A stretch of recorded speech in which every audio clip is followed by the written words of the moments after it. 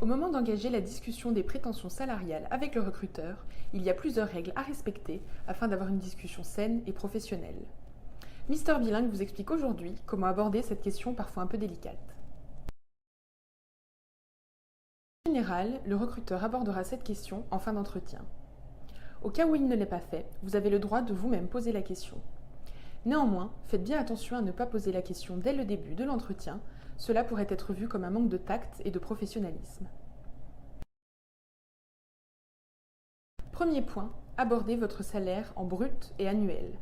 Le salaire brut est le salaire que vous percevez avant que les cotisations sociales et fiscales ne soient déduites.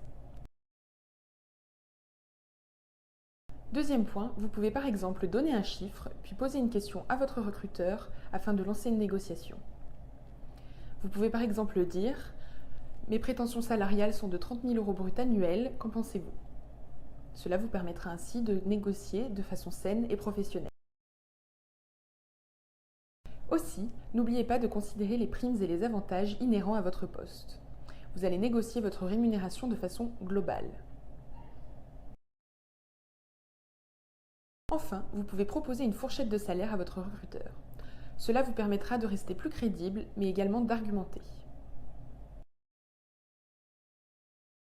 Il y a également 4 points à éviter lorsqu'il s'agit de salaire en entretien. Première erreur à éviter, ne pas répondre à la question. Cela pourrait être très mal vu par le recruteur, il pourrait penser que vous êtes mal préparé ou que vous ne savez pas ce que vous valez et que vous manquez de confiance. Il ne faut donc pas hésiter à répondre.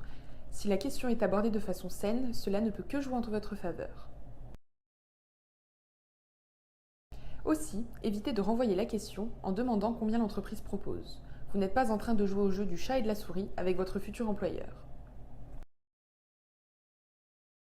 Troisième point à éviter, ne tournez pas autour du pot sans argument objectif. Dernier point, évitez de négocier comme un marchand de tapis.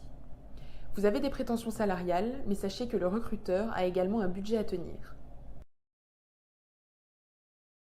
Vous savez désormais tout sur comment aborder la question du salaire en entretien d'embauche.